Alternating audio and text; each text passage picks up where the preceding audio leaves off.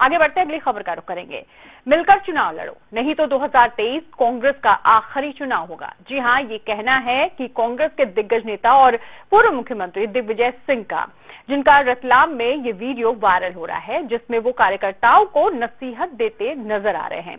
आपको बता दें कि सर्किट हाउस में कार्यकर्ताओं को गुटों में बटे देख दिग्विजय सिंह ने सबको नसीहत दे डाली। आप लोग आमने सामने बात करने तैयार नहीं। मैं यहाँ खड़ा हूँ, कन्नाप्पा जी उधर खड़े, दीदी ये इधर खड़े, तीसरे अलग खड़े, ये थोड़ी काम चलेगा। कांग्रेस अगर आखिरी चुनाव है 23 का बता देता हूँ मैं आप लोगों को, अगर आप लोग नहीं ईमानदारी चुनाव लड़े तो घर बैठिए आप सब लोग, फिर कांग्रेस वापस नहीं आने वाली, वर्कर नहीं मिलेगा आपको काम करने वाला।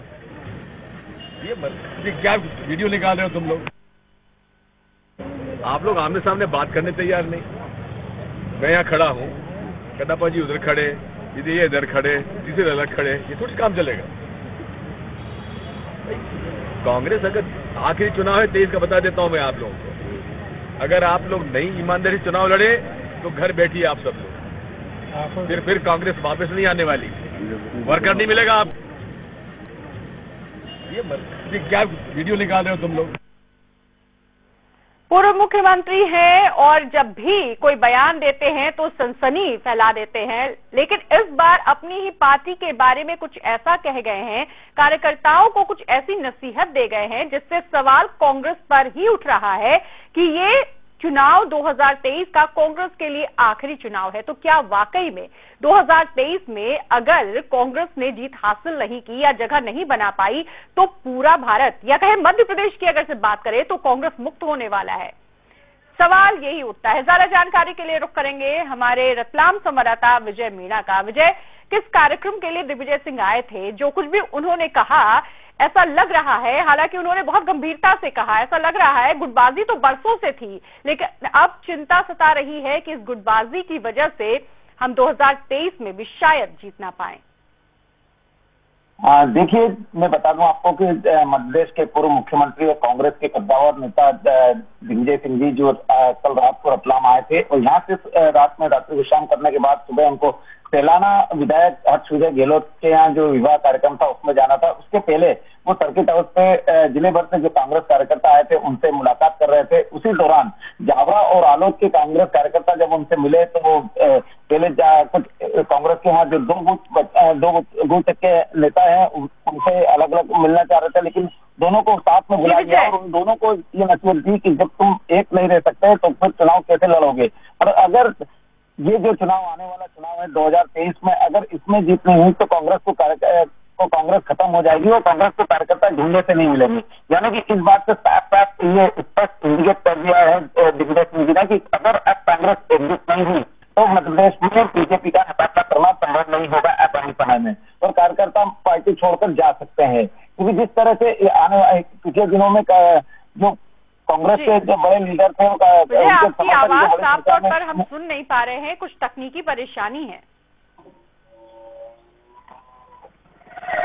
बिल्कुल विजय, जिस तरह से दिग्विजय सिंह ने ये बातें अपने कार्यकर्ताओं को समझाने की जिस तरह से बात कर रहे थे, वो गुट में बटे नेताओं से, कार्यकर्ताओं से बहुत गंभीर वो नजर आ रहे थे, लेकिन उन्होंने वीडियो बनाने पर भी मना किया।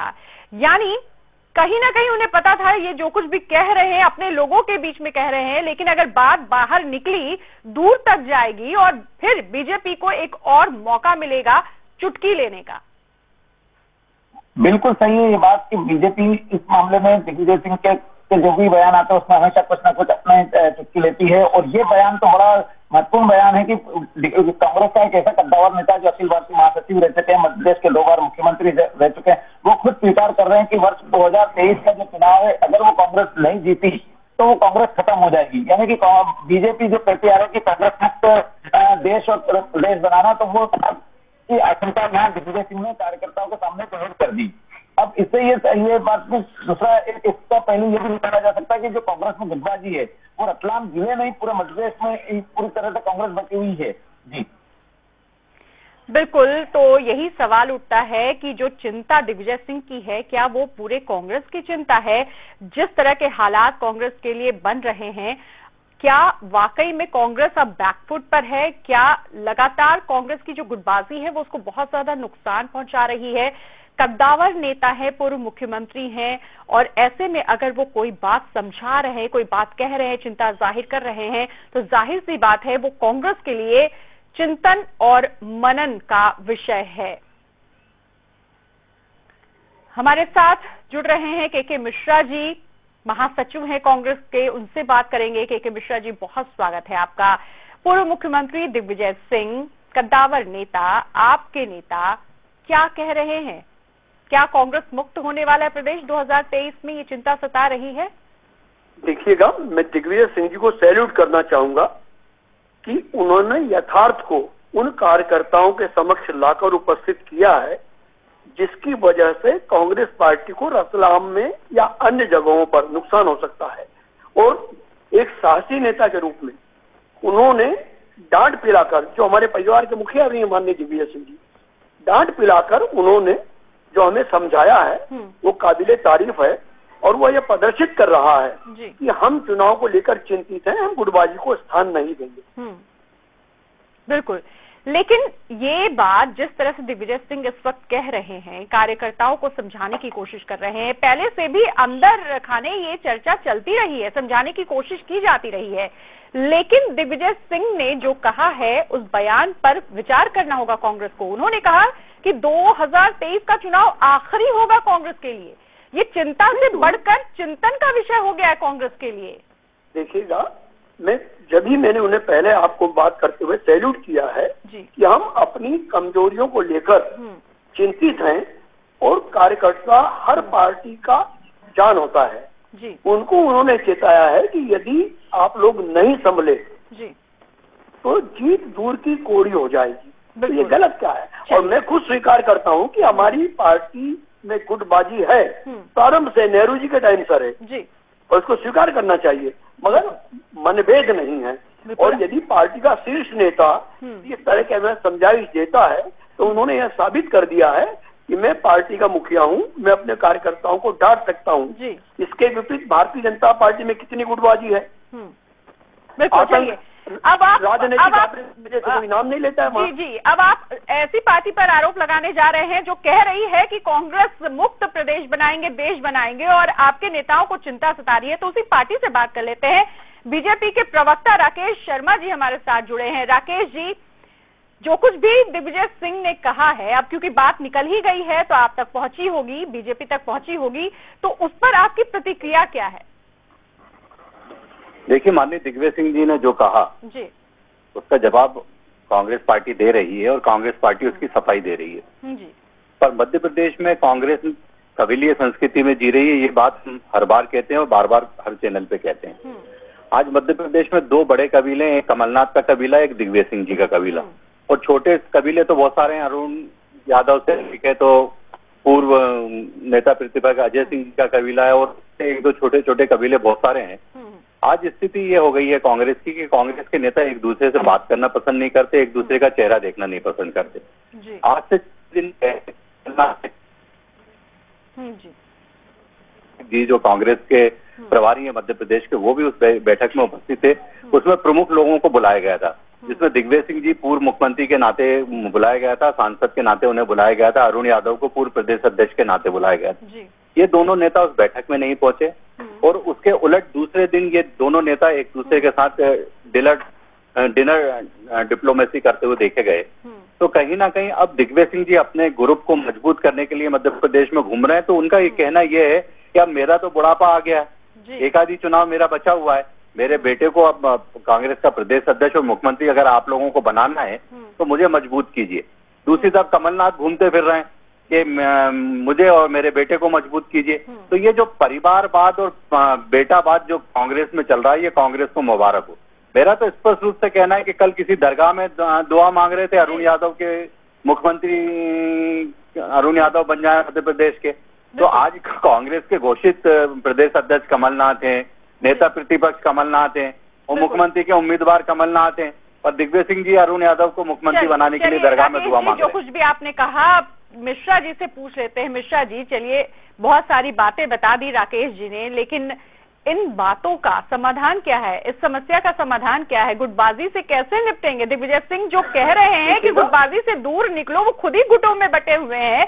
आपके तमाम दिग्गज जो हैं अपने अपने बच्चों को लेकर के गुटों में बटे हुए हैं। कैसे इससे निजात दिलाएंगे पार्टी को? कैसे 2023 के चुनाव में जाएंगे? क्योंकि 2023 बस आने ही वाला है कुछ महीनों बाद। आप देखिएगा, राकेश शर्मा जी तो ऐसा बता रहे हैं जैसे दिग्विजय सिंह जी की इनसे बातचीत हुई हो, कमलनाथ जी से इनकी बातचीत हुई हो कि मेरे बेटों की दिखता तो सब है। मिश्रा जी, बात करने की जरूरत नहीं है, पूरे मीडिया में सबको दिख रहा है जी। आप मेरी बात तो हो जाने दीजिएगा पूरी। जी जी कहें। भारतीय जनता पार्टी से हमने तो ये नहीं पूछा कि नरेंद्र सिंह तोमर का गिरोह क्या कर रहा है, बीडी शर्मा का गिरोह क्या कर रहा है, गोपाल भार्गव जी का गिरोह क्या कर रहा है, नरोत्तम मिश्रा जी का गिरोह क्या कर रहा है, प्रहलाद सिंह पटेल को कौन निपटा रहा है, जालन सिंह पटेल को कौन निपटा रहा है, हमने तो नहीं कहा। अपना घर देखिए, हमारी चिंता मत कीजिए। कांग्रेस की सरकार 2023 में आ रही है।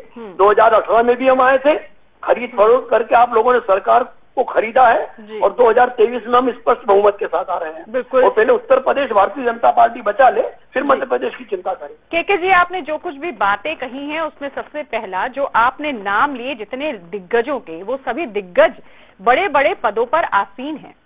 जो बड़े पदों पर आसीन हैं वो अपनी पार्टी के लिए बहुत मेहनत कर रहे हैं, काम कर रहे हैं। और किसी भी नेता ने आज तक, यहाँ तक कि किसी कार्यकर्ता ने इस तरह की बयानबाजी नहीं दी है कि हमारे बीच कोई गुटबाजी है। शायद आपको पता हो, चिंता हो रही हो। दूसरी बात, जैसा आप विश्वस्त हैं कि हम तो जीतेंगे ही, और आपने ये भी बताया कि हमें तोड़ दिया गया। तोड़ा उसी को जाता है जो कमजोर हो। केके जी, ये भी याद रखना होगा। अगर आपके यहाँ से कुछ लोग टूट के बीजेपी में गए हैं तो उसके पीछे आपकी यही गुटबाजी है, यही अंतरकला, यही विरोध है। टूट कर नहीं, बिक कर गए हैं। मैं आपको थोड़ा सुधार करना चाहूंगा, बिक कर गए हैं, टूट कर नहीं गए हैं। बिल्कुल, अगर टूट कर नहीं है, बिक कर भी गए हैं, तो भी सवाल ये उठता है कि मजबूर किसने किया है। आगे आने वाले दिनों में जो कुछ भी आपने कहा है उस पर शायद कुछ सवाल उठे और कुछ जवाब देने का कांग्रेस को मौका मिले, क्योंकि ये चिंतन और गहरे मंथन का समय है कांग्रेस के लिए। और देखना ये होगा कि अब इस पर किस तरह की बातचीत चलती है, किस तरह के निर्णय लिए जाते हैं। शुक्रिया केके जी हमसे बात करने के लिए। राकेश जी, बीजेपी प्रवक्ता, आपका भी बहुत शुक्रिया। आगे बढ़ेंगे अगली